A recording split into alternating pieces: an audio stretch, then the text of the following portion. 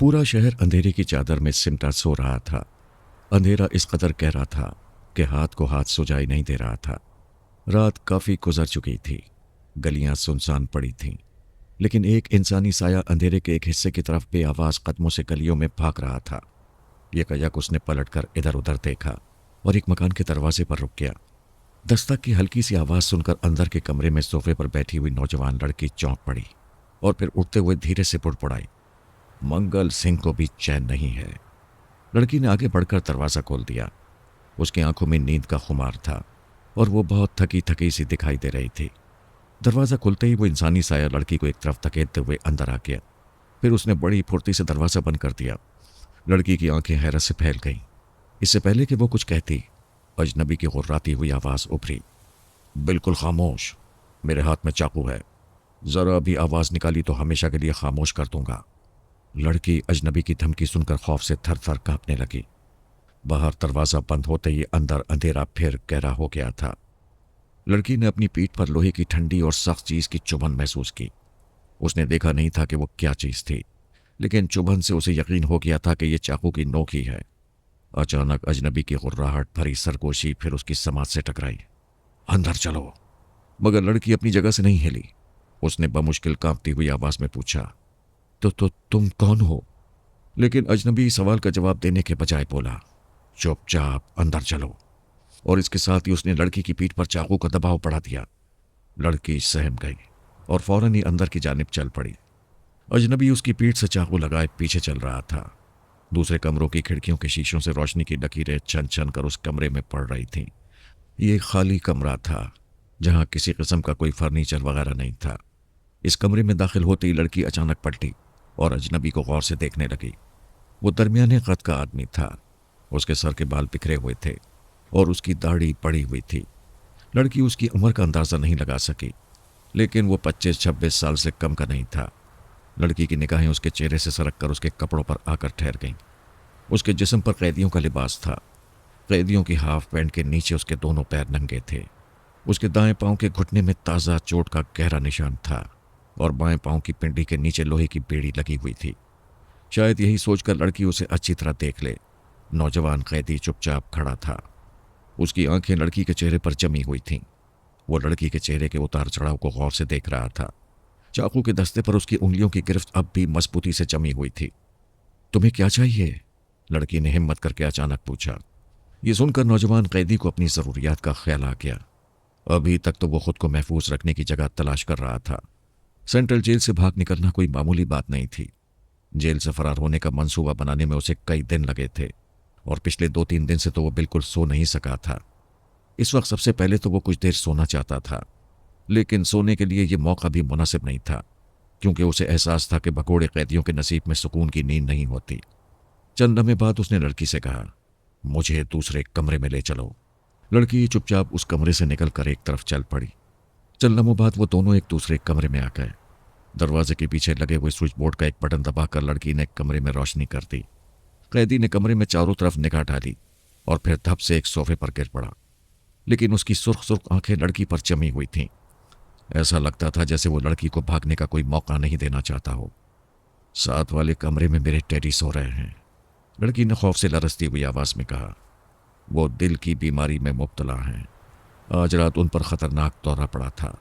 अगर तुम चाहो तो मेरे जेवर और नकदी वगैरह ले सकते हो। मैं तुम्हें सब कुछ देने के लिए तैयार हूं। कैदी उसकी बात सुनकर भी खामोश बैठा रहा। उसकी निगाहें लड़की के चेहरे पर से एक पल के लिए भी नहीं हटी थीं। खुला हुआ चाकू अब भी उसके दाएं हाथ में दबा था। उस वक्त उसके दिमाग में पकड़ो पकड़ो जाने न पाए कि आवाजें गूंज रही थीं, जिन्हें वो बहुत पीछे छोड़ आया था।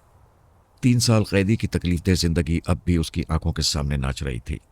अभी वो लड़की की बात का कोई जवाब भी नहीं दे पाया था कि साथ वाले कमरे से किसी बीमार शख्स की नहीफ आवाज सुनाई दी, हल्का।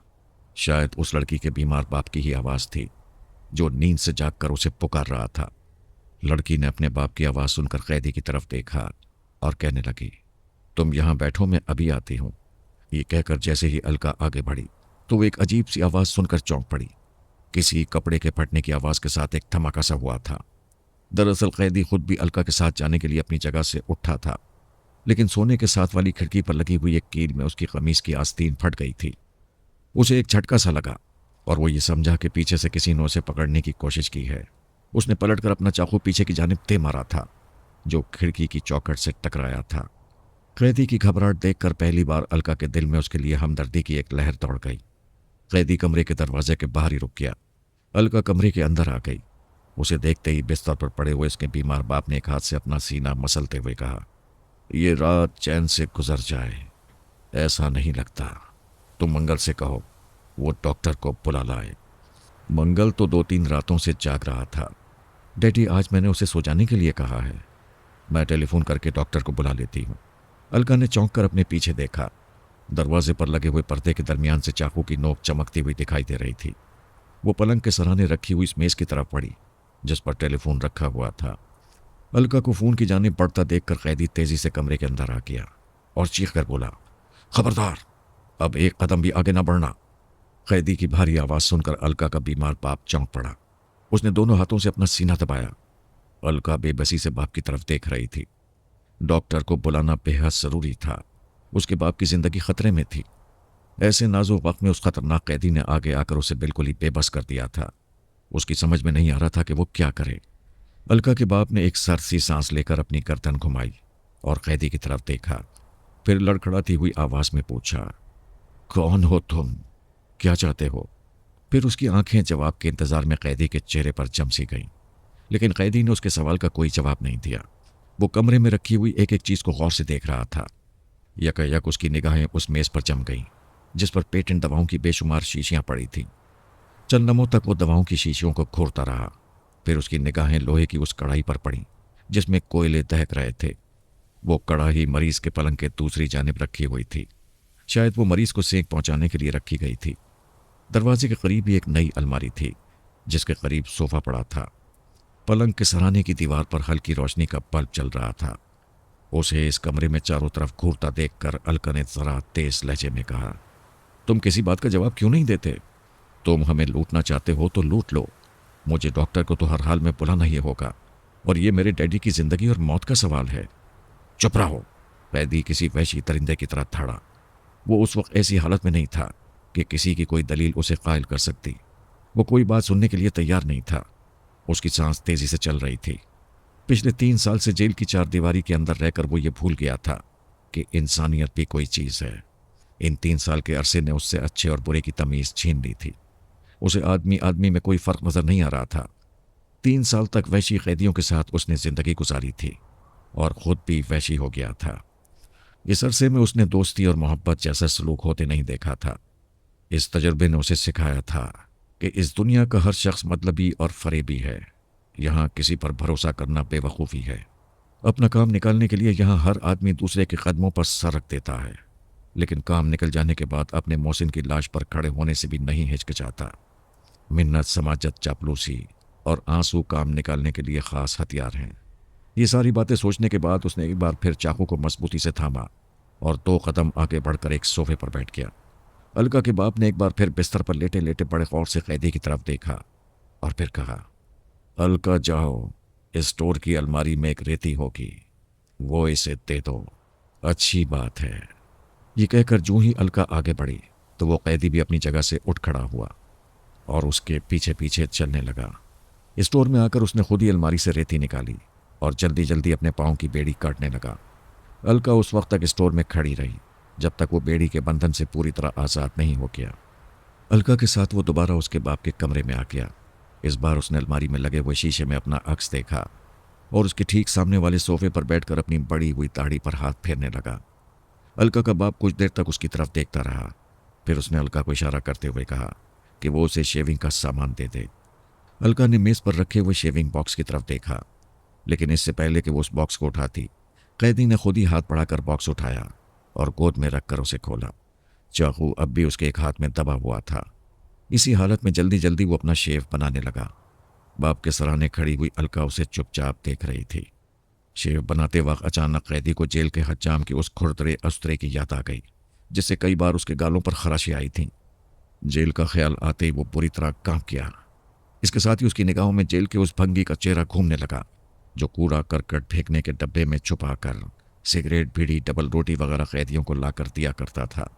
इसके एवज कैदियों से उसे अच्छे खासे पैसे मिल जाते थे। बहुत सोचने के बाद उसने भी भंगी से दोस्ती कर ली थी। उसके जरिए खत भेजकर उसने जेल के बाहर अपने एक दोस्त से रब्ता कायम किया था।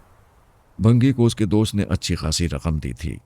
उसके लिए आखिरी बार गंदगी के डब्बे में भंगी जो डबल रोटी लाया था, उसमें उसके दोस्त ने एक चाकू रख दिया था। शेव बनाने के बाद उसने शीशे में अपना चेहरा देखा। अब वो इंसान नजर आ रहा था। वो अपने आप को कुछ हल्का भी महसूस कर रहा था। यकायक बिस्तर पर लेटे हुए अलका के बाप ने एक बार फिर अलका से कहा कि वो कैदी के लिए उसका सूट अलमारी से निकाल कर दे। अलका ने अलमारी खोलकर एक सूट निकाला। उसके हाथ से सूट लेते वक्त कैदी ने पहली बार बड़ी तवज्जो से अलका की तरफ देखा। अलका खूबसूरत थी। उसके चेहरे के नकूश बेहद पुरकशिश थे। कैदी ने देखा उसकी आंखों में अब खौफ की झलक नहीं थी। कपड़े उसके हाथ में देने के बाद अलका उसके सामने खड़ी नहीं रही। वो उसकी जानिब पीट करके दहकते हुए कोयलों की कढ़ाई पर चाय के लिए पानी रखने लगी थी। अलका के बाप के कपड़े पहनने के बाद कैदी स्मार्ट दिखाई दे रहा था। उसकी आंखें बड़ी बड़ी थीं। चेहरे का रंग गंदुमी था। अलका का बाप बिस्तर पर पड़े पड़े अब बड़ी दिलचस्पी से उसकी तरफ देख रहा था। कैदी के हाथ में अब भी उसका खुला हुआ चाकू मौजूद था, लेकिन अब चाकू पर उसकी गिरफ्त ढीली पड़ चुकी थी। उसने बड़ी बेपरवाही से चाकू थाम रखा था। यूं लग रहा था जैसे अब उसे अलका और उसके बाप से किसी किस्म का खतरा नहीं था। कपड़े तब्दील करने के बाद वो फिर सोफे पर बैठ चुका था। उसका चाकू वाला हाथ सोफे के एक तरफ झूल रहा था। जेल से भागकर आए हो? अचानक ही अलका के बाप ने पूछा। जी। इस बार नौजवान कैदी ने बड़े अदब से जवाब दिया। क्या नाम है तुम्हारा? अलका के बीमार बाप ने पूछा। नरिंदर, डॉक्टर नरिंदर, कैदी ने जवाब दिया। जवाब देते वक्त वो जरा घबरा गया था। 3 साल तक जेल में आम कैदियों के साथ रहकर वो ये भी भूल गया था कि वो एक डॉक्टर है। जेल के अंदर उसे जिस किस्म का सलूक किया गया था, उससे वो बुरी तरह अपसेट हो गया था। लेकिन इसके बावजूद उसे जब भी मौका मिलता तो वो जेल के हुक्काम को परेशान करने से बास नहीं आता था। पहले पहल आम कैदियों के साथ रहने से उसने इनकार कर दिया था, लेकिन जेल के हुक्काम के सामने उसकी एक नहीं चली थी। बस उसी वक्त से उसने जेल के हुक्काम को तंग करना शुरू कर दिया था। 1 हफ्ते कबल की बात है कि उसने भूख हड़ताल कर दी थी। जेल के कानून में भूख हड़ताल से बड़ा कोई जुर्म नहीं होता। उसे जेल की एक अंधेरी कोठरी में डाल दिया गया था। उस कोठरी में तन्हा रहकर उसने जेल के भंगी से कई बार बाजार से डबल रोटियां मंगवाई थीं। उन डबल रोटियों में ही एक चाकू और एक छोटी सी रेती भी आ गई थी। आहिस्ता आहिस्ता उसने अपनी ज़रूरियात की सारी चीज़ें मंगवा ली थीं और आखिर एक रात की मेहनत के बाद वो कोठरी के दरवाजे की 2 सलाखें काटने में कामयाब हो गया था। तो तुम डॉक्टर हो? एक गहरी सांस लेकर अलका के बीमार बाप ने कहा। नौजवान कैदी ने कोई जवाब नहीं दिया। अलका के बाप ने फिर पूछा, किस जेल से भागकर आए हो? सेंट्रल जेल से, कैदी ने बड़े इत्मीनान से जवाब दिया। शायद उसे यकीन था कि जब तक उसके हाथ में चाकू है, इन दोनों बाप बेटी में से कोई भी उसका कुछ नहीं बिगाड़ सकता। दरअसल वो अब यहां से निकल जाने के मुताल्लिक सोच रहा था, लेकिन उसकी समझ में नहीं आ रहा था कि अब वो कहाँ जाए। उसने अपने सर पर हाथ फेरते हुए बड़ी धीमी आवाज में कहा, पिछले 3 साल का दुख भरा अरसा मैंने जेल में गुजारा है। बड़ी मुश्किल से मैं वहां से निकलने में कामयाब हुआ हूं। इसलिए अगर किसी ने मुझे दोबारा जेल में धकेलने की कोशिश की तो मैं या तो उसे मार दूंगा या खुद ही अपनी जान दे दूंगा। अलका चुपचाप अपने बाप के पलंग की पट्टी पर बैठी हुई इसकी बात सुन रही थी। अचानक उसके बाप ने कर्राना शुरू कर दिया। शायद दौरा फिर पड़ा था। उसने दोनों हाथों से अपना सीना दबा लिया और चंद लम्हों तक साकित पड़ा रहा। फिर पूछा, तुम्हें किस जुर्म में सजा हुई थी? नौजवान कैदी आराम से सोफे पर बैठा था। उसने बड़े गौर से अलका के बाप को देखा और फिर कहना शुरू किया। आज से 4 साल पहले सर्दियों की एक मनहूस शाम थी। बिल्कुल आज की तरह मेरे कमरे में भी एक आदमी अचानक घुस आया था। वो भी जेल से भागा हुआ कैदी था। भागते वक्त उसे सिपाहियों की चलाई हुई कई गोलियां लगी थीं। वो बुरी तरह घायल था। उसके हाथ में पिस्तौल भी था। उसी पिस्तौल की मदद से उसने मुझे मजबूर कर दिया कि मैं ऑपरेशन करके उसके पैरों में लगी हुई गोलियां निकाल दूं। उसके जख्मों से काफ़ी खून निकल रहा था। कमज़ोरी की वजह से उस पर बार बार बेहोशी की कैफियत तारी हो रही थी, लेकिन वो बड़ा बाहिम्मत था। उसने काफ़ी देर तक अपने आप को बेहोश होने से रोके रखा, मगर आखिरकार वो हिम्मत हार कर बेहोश हो ही गया। लेकिन मैंने उसके हाथ से उसका पिस्तौल नहीं छीना। मैं उसके एतमाद को धोखा देना नहीं चाहता था। मैं नहीं चाहता था कि मेरे किसी अमल से उसके दिल में दुनिया के तमाम इंसानों से नफरत पैदा हो जाए। मैंने ऑपरेशन करके 3 गोलियां निकाली और उसके जख्मों पर पट्टी बांधी। थोड़ी देर बाद ही उसे होश आ गया। मैंने उसे दूध पिलाया और बिल्कुल आपकी तरह मैंने उसे भी कपड़े पहनने के लिए दिए। मेरे कपड़े पहनकर वो बड़ी देर तक मुझसे बातें करता रहा, लेकिन सुबह होते ही हम दोनों गिरफ्तार कर लिए गए। जेल से मफरूर कैदी की मदद करने के जुर्म में मुझे 5 साल कैद की सजा हो गई, इसलिए कि वो शख्स एक खतरनाक मुजरिम था। उसने 4 कत्ल किए थे।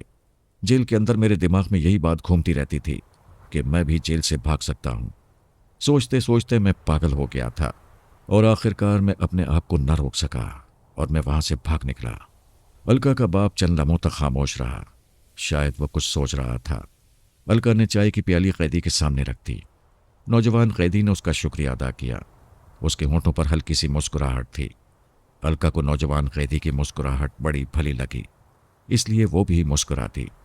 अलका के बाप ने दोनों की मुस्कुराहट को गौर से देखा, फिर कैदी से बोला, डॉक्टर नरिंदर, क्या तुम ये चाहते हो कि हमें भी एक मफरूर मुल्जिम की एयानत के जुर्म में गिरफ्तार कर लिया जाए?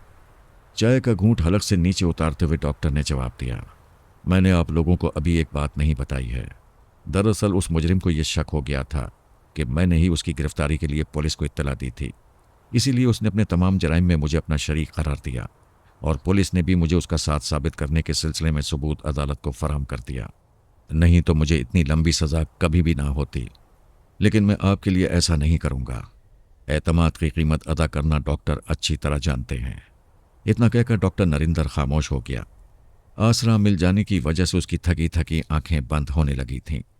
अलका के बीमार बाप ने अपने सीने पर हाथ रखकर फिर एक सिसकारी भरी और दर्द से तड़प कर बोला, ओह, अब मैं मर रहा हूं। उसकी यह हालत देखकर डॉक्टर नरिंदर अपनी जगह से उठा और तेजी से मरीज के बिस्तर के करीब आ गया और नब्ज पकड़ ली। थोड़ी देर तक वो ये भूल गया कि पुलिस और उसके शिकारी कुत्ते उसकी तलाश में लगे हुए हैं। नब्ज छोड़कर उसने मेज पर रखी हुई पेटेंट दवाओं की शीशियों की तरफ देखा। कुछ देर तक वो उसके लेबल पढ़ता रहा। फिर उसने कई दवाइयों की शीशियों से थोड़ी थोड़ी दवा निकालकर एक मिक्सचर तैयार किया। फिर अलका को इशारा किया कि वो मरीज को बिठाने में उसकी मदद करे। अलका ने पलंग पर बैठकर अपने बाप का सर अपने कंधे पर रख लिया। मरीज के मुंह में दवा डालने के लिए डॉक्टर नरिंदर उस पर झुका। अलका बुरी तरह घबरा गई। उसके मुंह से निकलने वाली गर्म गर्म सांसें डॉक्टर नरिंदर के कानों से टकराईं। एक लम्हे के लिए डॉक्टर के हाथ कांप गए। जिंदगी में शायद पहली बार इतने करीब से उसने किसी लड़की की सांसें अपनी सांसों में शामिल होते महसूस की थीं। उसके जिस्म का रुआं रुआं सुलग उठा, लेकिन बहुत ही जल्द उसने खुद पर काबू पा लिया। दवा मरीज के हलक में उंडेल कर वो अचानक खड़ा हो गया। बाप की बीमारी से गमजदा अलका के लिए उसके दिल में हमदर्दी सी पैदा हो गई। एक लम्हे पहले की हरकत पर उसे खुद ही शर्म आने लगी थी। वो निगाहें झुकाए किसी मुजरिम की तरह खामोश खड़ा था। अलका भी शायद पहली बार ही दिल में हलचल मचा देने वाले लम्हे से आशना हुई थी। वो भी झुकी झुकी निगाहों से डॉक्टर की तरफ देख रही थी। दोनों अपनी अपनी जगह खामोश खड़े थे। दवा की वजह से मरीज की हालत कुछ संभलने लगी थी। काफी देर तक कमरे में उनकी सांसों के सिवा और कोई आवाज नहीं आ रही थी। डॉक्टर नरिंदर ने इस तवील खामोशी को तोड़ते हुए अलका से कहा, इन्हें थोड़ी देर में आराम महसूस होगा। मैं इस मिक्सचर से नाउम्मीद नहीं हूं। सुबह तक इनकी तबीयत ठीक हो जाएगी। नींद की वजह से उसकी आंखें जलने लगी थीं। वो अपने आप को संभालता हुआ फिर उसी सोफे पर जाकर बैठ गया। उसे लड़की और उसके बाप से कोई खतरा महसूस नहीं हो रहा था। उसके दिल में बस यही खौफ था कि कहीं उसका पीछा करने वाली पुलिस फोर्स यहां न आ पहुंचे। उसने सोच रखा था कि वो अपनी जान दे देगा, लेकिन पुलिस के हत्थे नहीं चढ़ेगा। यही वजह थी कि उसने अभी तक अपने खुले हुए चाकू को बंद नहीं किया था। अलका के बाप की तबीयत रफ्ता रफ्ता संभल रही थी। कुछ देर बाद उसने कहा, डॉक्टर नरिंदर, तुमने ये अच्छा नहीं किया। तुम्हें जेल से भागना नहीं चाहिए था। जब तुमने जेल में अपने 3 बरस गुजारे थे, वहां 1-2 साल और गुजार देते। इन थोड़े दिनों के लिए तुमने कानून को अपना दुश्मन बना लिया। ऐसा दुश्मन जिसके हाथ बहुत लंबे हैं। तुम सारी जिंदगी उसकी पहुंच से बाहर नहीं रह सकते। मैं ऐसी बातें सुनना नहीं चाहता। डॉक्टर किसी पागल की तरह आंखें निकाल कर बोला। उसकी आंखों के सामने जेल की सलाखों का खौफनाक मंजर फिर घूमने लगा था। डॉक्टर के चेहरे के उतार चढ़ाव देखते हुए अलका का बाप कुछ देर खामोश रहा, फिर बोला, तुम जानते हो मैं कौन हूं? नहीं, डॉक्टर बोला, मैं एक वकील हूं।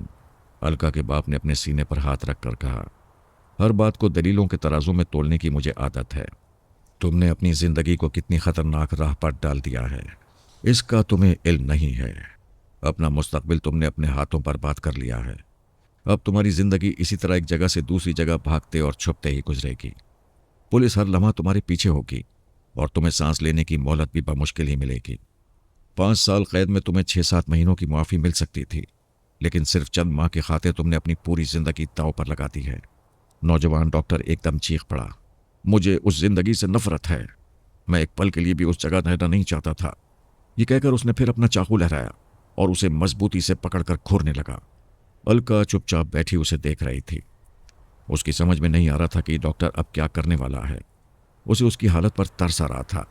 वो अपने बाप की तरफ देखते हुए बोली, डैडी, ये हमारे मेहमान हैं और घर आए मेहमान से आपको ऐसी बातें नहीं करना चाहिए थी। अलका का बाप टिकटिकी बांधे डॉक्टर को देखता रहा। फिर उसने अपनी आंखें बंद कर लीं। वो किसी गहरी सोच में डूब गया था। वो उस नौजवान को किसी तरह भी समझा नहीं सकता था कि नौजवान डॉक्टर की पूरी जिंदगी अंधेरों में सिमट कर रह गई है। एक वकील होने की हैसियत से वो आंखें बंद करके उस डॉक्टर के मुतालिक सोच रहा था। कमरे में एक बार फिर गहरा सन्नाटा फैल गया था। अलका के चेहरे पर भी थकावट नजर आने लगी। उसकी आंखें बार बार बंद होती जा रही थीं, लेकिन वो नींद को खुद पर हावी नहीं होने दे रही थी। सोफे पर बैठे बैठे नौजवान डॉक्टर भी ऊँघने लगा था। वो अलका से ज्यादा थका हुआ था। नींद उस पर गालिब आ चुकी थी। फिर देखते ही देखते उसकी गर्दन सोफे की पुश से लग गई और वो गहरी नींद सो गया। अलका ने देखा उसका बाप भी शायद सो गया था। डॉक्टर नरिंदर की दी हुई दवा से वाकई फायदा हुआ था। उसने गहरी नींद में सोए हुए डॉक्टर की तरफ देखा और सोचने लगी, अगर आज ये डॉक्टर ना आ जाता तो डैडी का क्या हाल होता। यकायक उसने देखा कि डॉक्टर का चाकू उसके हाथ से छूटकर सोफे पर गिर पड़ा है। वो अपनी जगह से उठी और चाकू उठाकर अलमारी के अंदर रख दिया। गहरी नींद में सोया हुआ ये बदनसीब डॉक्टर उसे कितना मासूम दिखाई दे रहा था। उसने बड़ी प्यार भरी नजरों से डॉक्टर को देखा। बड़ी देर तक वो बाप के पलंग की पट्टी पर बैठी उसे देखती रही। फिर वो पलंग से उतरकर नीचे फर्श पर बैठ गई। उसने अपना सर पलंग की पट्टी से टिका दिया और सपनों की दुनिया में खो गई। सुबह हो चुकी थी। चिड़ियों की चहचहाने की आवाज के साथ ही वकील साहब की आंख खुल गई। फौरन ही उनकी निगाह सामने वाले सोफे पर पड़ी। नौजवान डॉक्टर गहरी नींद सो रहा था। उन्होंने अपनी बेटी अलका की तरफ देखा और फिर अपने सीने पर हाथ फेरने लगे। डॉक्टर नरिंदर की दी हुई दवा ने अपना जादुई असर दिखाया था। उन्हें अब कोई तकलीफ महसूस नहीं हो रही थी। हिम्मत करके वो अपने पलंग से उठ खड़े हुए। एक बार फिर उन्होंने डॉक्टर की तरफ देखा। वो अब सो रहा था। आगे बढ़कर उन्होंने पलंग के सहारे रखी हुई अपनी छड़ी उठाई और उसके सहारे आहिस्ता आहिस्ता दरवाजे की तरफ बढ़ने लगे। दरवाजे पर रुककर उन्होंने पलटकर एक बार फिर मफरूर कैदी और अपनी बेटी अलका की तरफ देखा और धीरे से बाहर निकल गए। किसी चीज की आवाज सुनकर यकायक डॉक्टर चौंक पड़ा। आंखें मलते मलते उसने वकील साहब के बिस्तर की तरफ देखा। बिस्तर खाली था। नीचे फर्श पर अलका पलंग की पट्टी से सर टिकाए सो रही थी। उसने गर्दन घुमाई और एकदम उछलकर खड़ा हो गया। कमरे के दरवाजे पर एक पुलिस इंस्पेक्टर और 3 सिपाही भी थे और उन सब के आगे अलका का बाप वकील जगमोहन अपनी छड़ी के सहारे खड़ा बड़े प्यार और बड़ी मोहब्बत भरी निगाहों से डॉक्टर की तरफ देख रहा था। डॉक्टर नरिंदर ने बड़ी हैरत से पुलिस सुपरिटेंडेंट की तरफ देखा। अचानक उसका चेहरा खौफ से पीला पड़ गया। उसने जल्दी से अपनी जेब को टटोला, फिर सोफे की तरफ देखा। उसका चाकू वहां भी नहीं था। उसने पलटकर बड़ी खूंखार नजरों से वकील साहब की तरफ देखा। पुलिस सुपरिटेंडेंट ने अपनी भारी आवाज में कहा, डॉक्टर नरिंदर, चुपचाप अपने हाथ ऊपर उठा लो। डॉक्टर नरिंदर गुस्से से कांप गया और फिर बड़ी तेजी से अलका के बाप की तरफ लपका, लेकिन 3 सिपाहियों ने आगे बढ़कर दरमियान में ही उसे दबोच लिया और फिर उन्होंने उसे हथकड़ी पहना दी। पुलिस सुपरिटेंडेंट ने मुस्कुराकर वकील साहब की तरफ देखा और बोला, वकील साहब, आपका बहुत बहुत शुक्रिया कि आपने हमें एक बड़ी परेशानी से बचा लिया है। ये तो मेरा फर्ज है जनाब, वकील जगमोहन ने कहा, लेकिन आपको अपना फर्ज भी याद रखना होगा सुपरिटेंडेंट साहब। जरूर, मैं अपना वादा जरूर निभाऊंगा। जहां तक मुमकिन होगा मैं मुलजिम के लिए कम से कम सजा की सिफारिश करूंगा। आप इत्मीनान रखें। शुक्रिया, वकील जगमोहन ने कहा और अपना सर झुका लिया। डॉक्टर नरिंदर अचानक बहुत जोर से चीखा, धोखेबाज, जलील इंसान, मौत के बिस्तर से उठकर भी तुमने मुझसे दगाबाजी की। मक्कार इंसान, तुम्हारी इस हरकत से लोगों पर मेरा एतमाद एक बार फिर उठ गया है। मैं कितनी मुश्किल से जेल की दीवारें फांदकर भागा था, लेकिन तुमने मेरी जिंदगी बर्बाद कर दी। तुम इंसान नहीं हो वकील, तुम जालिम हो, जालिम। शोर-ओ-गुल की वजह से अलका की आंख खुल गई। पुलिस को देखकर वो घबरा गई। डॉक्टर नरिंदर को हथकड़ी पहने हुए देखकर उसे सख्त सा हो गया। अचानक उसकी निगाहें अपने बाप पर पड़ी। अपने बाप का झुका हुआ सर देखकर वो सोचने लगी कि क्या उसका बाप इतना एहसान फरामोश भी हो सकता है। वो कभी अपने बाप को देख रही थी और कभी डॉक्टर नरिंदर को। पुलिस सुपरिटेंडेंट ने सिपाहियों को हुक्म दिया, ले जाओ डॉक्टर को। वकील जगमोहन ने निगाहें उठाकर एक बार डॉक्टर की तरफ देखा और फिर वो अलका की तरफ देखने लगा। अलका की आंखों में जो इल्तिजा थी, जो सवाल था, उसका जवाब वो फौरी तौर पर नहीं दे सकता था। उसने निगाहें झुका लीं। डॉक्टर नरिंदर ने जाते जाते एक बार फिर गुस्से से चीख कर कहा, बेवकूफ इंसान, अगर रात में तुझे दवा बनाकर न पिलाता तो तू रात को ही मर जाता। शायद तू ये बात नहीं जानता कि मैं हार्ट स्पेशलिस्ट हूं। तेरी मेज पर जो पेटेंट दवाएं हैं और जिन्हें मिलाकर मैंने जो दवा बनाकर तुझे पिलाई थी, उससे क्या तू ये समझता है कि तेरी बीमारी हमेशा के लिए दूर हो गई? दवा की ये खुराक तो सिर्फ बदन की ताकत के लिए थी। अभी तो इसके बाद की दवाओं का एक कोर्स बाकी है। तूने अपने हाथों से अपने पांव पर कुल्हाड़ी मारी है। अब दुनिया का कोई डॉक्टर तुझे बचा नहीं सकता। 12 घंटे बाद तुझे दूसरी खुराक लेना है। इस जानलेवा बीमारी का अब पहला हमला ही आखिरी हमला साबित होगा और उस हमले से तू बच नहीं सकेगा। काश तूने मुझसे धोखा ना किया होता तो मैं तेरी जिंदगी बचा सकता था। इतना कहकर डॉक्टर ने एक कहका लगाया और सिपाहियों के साथ कमरे से बाहर निकल गया। डॉक्टर की कही हुई बातें अलका के कानों में गूंज रही थीं। उसके बाप की जान अब नहीं बच सकती, ये सोचकर वो सिसक सिसक कर रोने लगी। वकील जगमोहन अपने सीने पर हाथ रखकर लड़खड़ाते हुए कदमों से पलंग की तरफ बढ़ा और फटी फटी आंखों से दवाओं की शीशियों की तरफ देखने लगा। पुलिस मुलजिम को ले जा चुकी थी। कमरे में वकील जगमोहन की तेज तेज सांसों और अलका की सिसकियों के सिवा कोई आवाज नहीं थी। तकरीबन 2 साल बाद जब एक बार सेंट्रल जेल का फाटक किसी कैदी को बाहर निकालने के लिए खोला गया तो दूर खड़ी हुई एक औरत अपनी जगह से हिली और जेल से बाहर निकलने वाले शख्स के सामने आकर खड़ी हो गई। जेल के गेट से बाहर आकर डॉक्टर नरिंदर ने जब करीब से अलका को देखा तो वो चौंक पड़ा। अलका खामोश खड़ी थी। डॉक्टर नरिंदर उसके करीब से गुजरकर आगे बढ़ गया। अलका उसके पीछे पीछे चल पड़ी थी। डॉक्टर नरिंदर ने अपने पीछे उसके कदमों की चाप सुनी थी और चलते चलते बगैर मुड़े उससे पूछा था, वकील साहब की तबीयत कैसी है? डैडी का तो उसी शाम इंतकाल हो गया था, अलका रोते हुए बोली। डॉक्टर नरिंदर चंद कदम आगे चलकर फिर बोला, तुम अब भी उसी मकान में रहती हो? हाँ, अलका ने जवाब दिया और फिर कहने लगी, डैडी आपके लिए खत दे गए थे। ये कहकर उसने पर्स में से एक लिफाफा निकाला और डॉक्टर की तरफ बढ़ा दिया। डॉक्टर नरिंदर चलते चलते रुक गया। उसने वहीं खड़े होकर लिफाफा खोला और वकील जगमोहन का खत पढ़ने लगा। बेटे नरिंदर, इंसान की जिंदगी में कभी कभी कोई ऐसा लम्हा भी आता है जब सच्चाई और फर्ज के दरमियान एक कशमकश सी होती है और सारी जिंदगी का तारोमदार उसी लम्हे के फैसले के गिर्द घूम कर रह जाता है। तुम्हारी तरह मेरी जिंदगी में भी एक ऐसा ही लम्हा आया था जब अपनी बेटी अलका की आंखों में मैंने तुम्हारे लिए इल्तिजा की झलक देखी थी। उस वक्त तो मैंने बज़ाहिर तुमसे धोखा ही किया था, लेकिन मुझे तुम्हारे मुस्तकबिल की फिक्र थी। उस वक्त गुस्से की हालत में तुमने मेरे उस फैसले को समझने की कोशिश नहीं की। आज तुम आज़ाद हो, खुली फजा में सांस ले रहे हो। तुम अंधेरी दीवारों के पीछे से निकल आए हो। अपनी जिंदगी बनाने के लिए अब तुम्हारे सामने दुनिया पड़ी है। तुम्हारा मुस्तकबिल महफूज है। तुम्हारे दिल में अब कोई डर नहीं। तुम आज़ादी से घूम फिर सकते हो। अब तुम्हें पुलिस का भी कोई खतरा नहीं है। तुम बेखौफ व खतर जिंदगी की राहों में आगे बढ़ सकते हो। अगर उस वक्त मैंने तुम्हें सुपरिटेंडेंट साहब के हवाले ना किया होता तो न जाने तुम्हारा क्या हाल हुआ होता। तुम भागते भागते किन अंधेरों में निकल गए होते। कानून से भागना आसान नहीं है नरिंदर बेटे। इस आगे पीछे की दौड़ में तुम पूरी जिंदगी चैन की नींद नहीं सो सकते थे। अगर आज तुम मेरे उस वक्त के फैसले पर गौर करोगे तो तुम्हें इस धोखेबाज और जलील आदमी पर फख्र महसूस होगा और तुम दिल से मुझे ये कहकर मुआफ़ कर दोगे कि मैंने जो कुछ भी किया था वो तुम्हारे भले के लिए ही किया था। मैं चाहता था कि सारी ज़िंदगी तकलीफ़ें उठाने के बजाय तुम 1-2 साल मज़ीद तकलीफ़ उठा लो और अपना मुस्तकबिल रोशन कर लो।